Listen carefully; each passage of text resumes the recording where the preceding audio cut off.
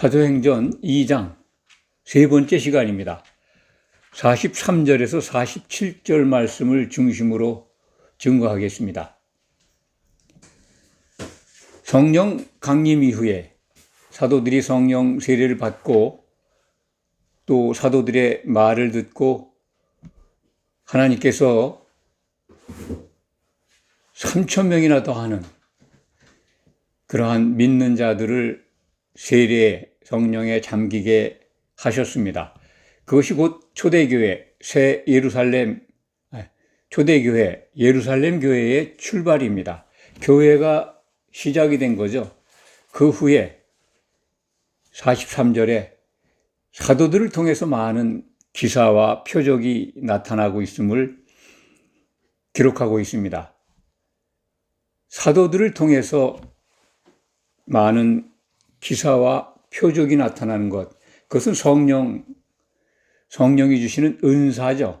성령의 은사를 받고 기사와 표적이 사도들이 성령 세례를 받고 또 사도들의 말을 듣고 하나님께서 3,000명이나 더하는 그러한 믿는 자들을 성령에 잠기게 하셨습니다. 그것이 곧 초대교회, 예루살렘 교회의 출발입니다. 교회가 시작이 된 거죠. 43절에 사도들을 통해서 많은 기사와 표적이 나타나고 있음을 기록하고 있습니다. 성령의 은사를 받고 기사와 표적이 사람들에게 나타나기 시작합니다. 그런 모습을 본 백성들이 두려워하죠.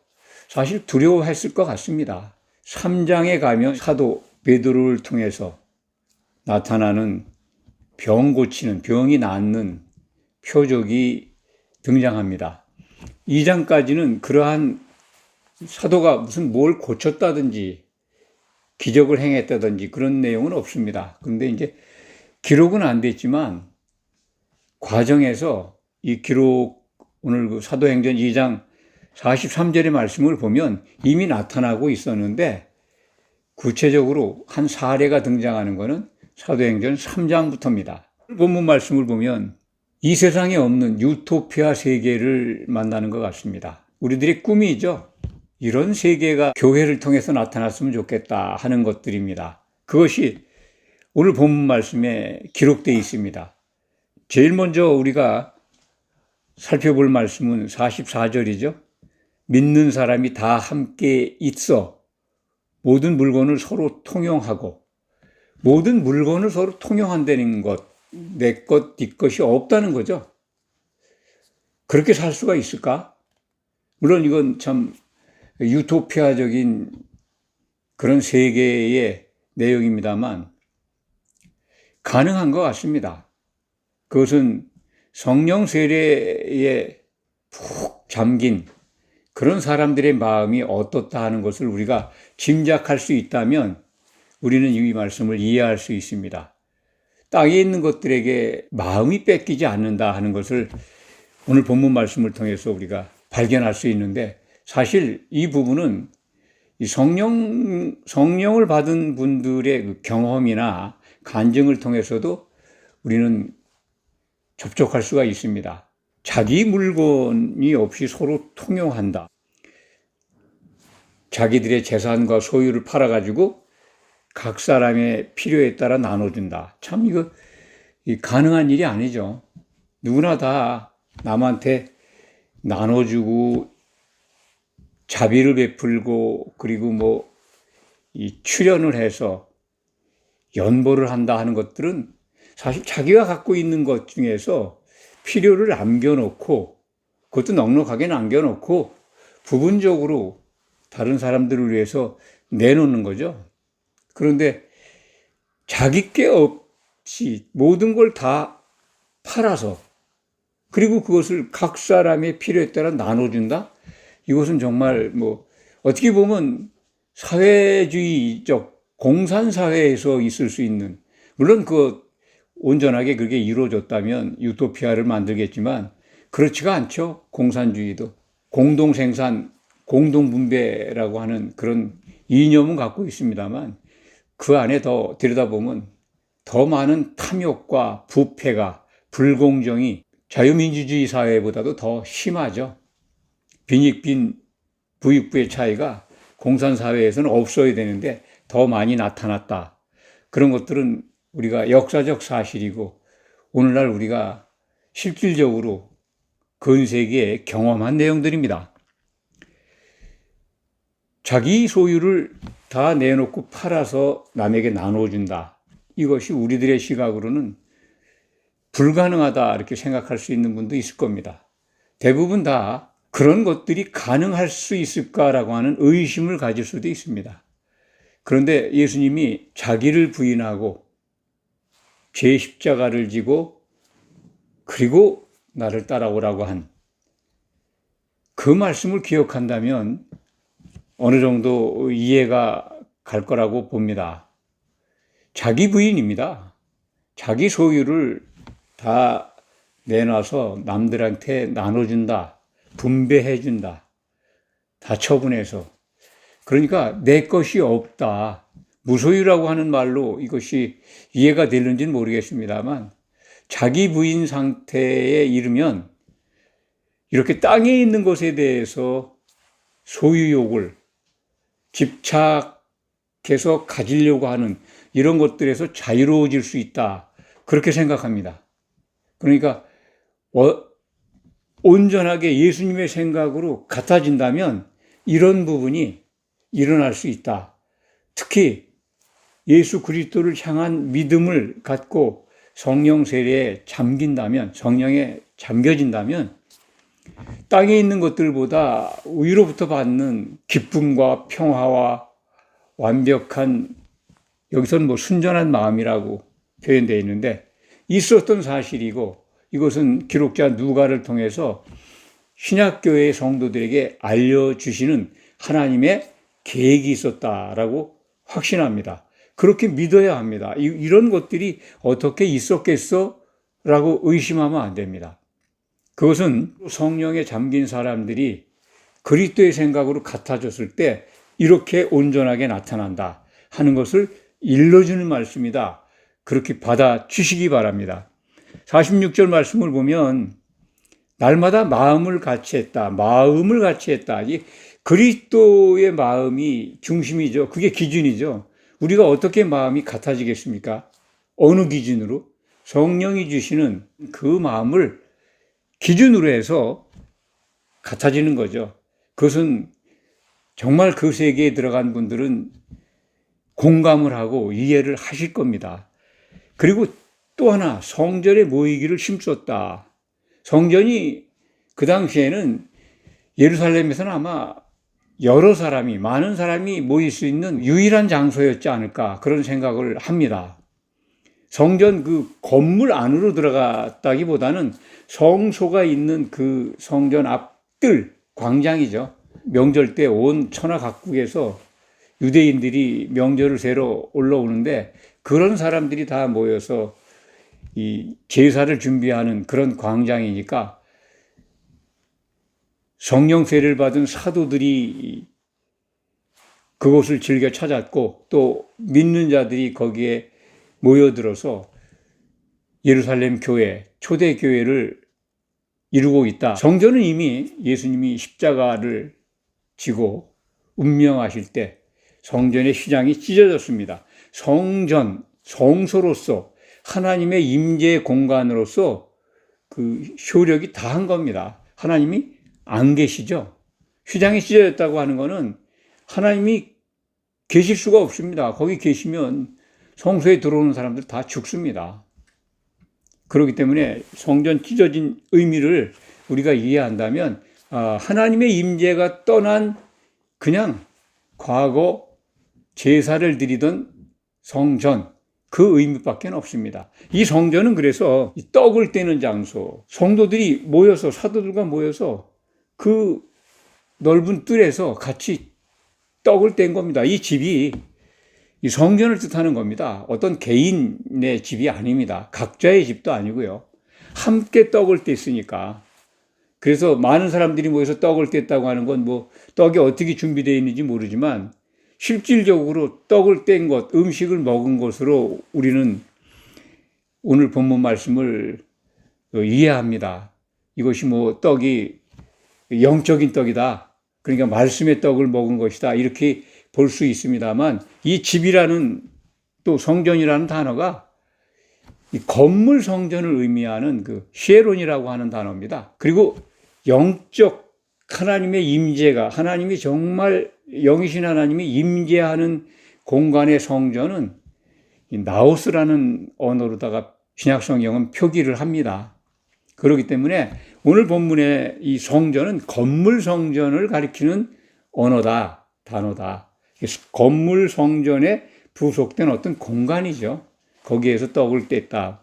그 공간에서 모이기를 힘쓰고 떡을 떼면서 그러면서 다 같이 모여 있는 가운데 기쁨과 순전한 마음. 뭐 이 순전하는 건 진실한 마음이죠. 뭐랄까요? 이 갈등스럽고 뭔가 이질적인 마음이 아니라 같은 마음, 성령이 주신 같은 마음으로 함께 음식을 먹고 교제를 했다 하는 것을 알 수가 있습니다. 초대교회의 모습은 이렇습니다. 우리가 상상이 안 가지만은 그 모이기를 정말 힘썼고 모이면 더욱 성령 충만한 은혜가 임하니까 그들은 그것을 즐기고 그래서 서로 이 떡을 같이 떼고 음식을 나눠 먹고 그리고 또 하나님을 찬송했다. 그런 말씀이 47절에 기록되어 있습니다. 찬미라고 번역되어 있는데 이런 언어들은 다 찬송, 찬양 같은 언어들입니다. 찬송 그러면 대부분 우리는 노래로만 이해하는데요. 그렇지 않습니다. 무릎 꿇고 하나님을 자랑하는 것 찬송입니다. 또 손을 들어서 하나님을 높이고 뽐내는 것 정말 그것도 찬송입니다. 할렐루야 하면서 노래를 부르면서 또 춤을 추면서 하는 것도 다 찬송이다 하는 것을 기억하시기 바랍니다. 떡에 대한 말씀을 좀 드리고 넘어가겠습니다. 예수님이 태어난 곳은 베들레헴. 그것을 번역하면 떡집이라는 뜻이라고 합니다. 예수님은 그러니까 떡을 만드는 곳에서 태어나셨습니다. 그것과 연계해서 예수님이 자신이 생명의 떡이라고 요한복음 6장이죠. 6장에서 나는 영생을 주는 생명의 떡이다. 이런 말씀을 하시죠. 그런 것들을 우리가 꼭 기억을 해야 합니다. 모든 떡은 곡식, 알곡이죠. 뭐 쌀떡이라든지 보리떡이라든지 밀떡이라든지 이런 것들은 다 이 껍질을 벗긴 다음에 가루를 만들어 가지고 거기에 이제 기름을 넣어서 반죽을 하죠. 히브리 사람들은 그렇게 떡을 만듭니다. 우리는 뭐 물이 좋아서 물로 반죽을 해서 떡을 빚는데 이 히브리 그 중동 지방은 이 물이 그 석회수가 많아서 물로 떡을 반죽을 할 수가 없다고 그럽니다. 그러니까 가루를 만든 다음에 기름을 넣어서 떡을 만드는데 이 떡이 만들어지는 과정, 교회가 세워지는 것과 연관해서 생각할 수가 있습니다. 각자 알곡이 껍질이 벗겨지고 그리고 잘게 부서져야 됩니다. 그 부서진 것들이 다 모여서 한 덕이 떡이 되는 것 아니겠습니까? 그렇듯이 우리 각자 교회로 나온 우리 성도, 지체들이 모두 껍질이 벗겨지고 다 잘게 부서져서 옆에 지체들과 한 몸을 이루어야 합니다. 그것이 교회가 세워지는 원리 아니겠습니까? 떡이 만들어지는 과정을 이해하면 우리가 교회에 들어온 우리 성도들이 어떻게 믿음 생활을 해 나가야 되는지 그 과정을 이해하게 됩니다. 그러니까 온전하게 다 부서지지 않으면 옆에 있는 다른 알갱이도 같이 부서지지 않으면 한 몸을 이뤄갈 수가 없습니다. 예수님의 몸으로 우리가 하나 되게 하시는 분이 성령이신데 떡을 만들기 위해서 가루를 만들고 가루에 기름을 넣어서 반죽을 하듯 우리들도 잘게 부서져서 성령의 기름 안에서 한 몸을 이루어가는 겁니다. 이것이 바로 우리가 교회의 지체로서 믿음을 성취해가는 과정입니다. 오늘 본문 말씀을 통해서 우리는 초대교회의 사도들을 통해서 시작된 예루살렘 교회의 모습을 지금 보고 있습니다. 그때는 사도들이 함께 모여 있었습니다. 기름된 그들이 함께 있었고 거기에 온 성도들이 그 성령에 다 잠겨지게 되는 역사가 있었습니다. 그런 다음에 이런 그 유토피아적 교회의 모습이 사라지죠. 사도행전 8장 1절에 가면은 이 교회 박해가 있었고 7사람 중에 한 분인 스데반 전도자가 순교를 당하죠. 그리고는 이 사도들을 제외한 모든 성도들이 사마리아와 온 유대 땅으로 흩어졌다라고 하는 기록이 있습니다. 그렇게 흩어지게 됩니다. 이것은 하나님이 의도하신 뜻도 있다고 봅니다. 신약 성경이 완성될 때까지 이 일은 계속됩니다. 그렇기 때문에 사도들과 헤어진 이렇게 분리된 성도들을 통해서 나타나는 이 유토피아적 초대교회의 이 모습, 예루살렘 교회의 모습은 성경에서 우리는 찾아볼 수가 없습니다. 그것을 오해하지 마시기 바랍니다. 이런 그 사도행전 2장 43절부터 47절 말씀을 흉내내려고 하는 분들도 있어요.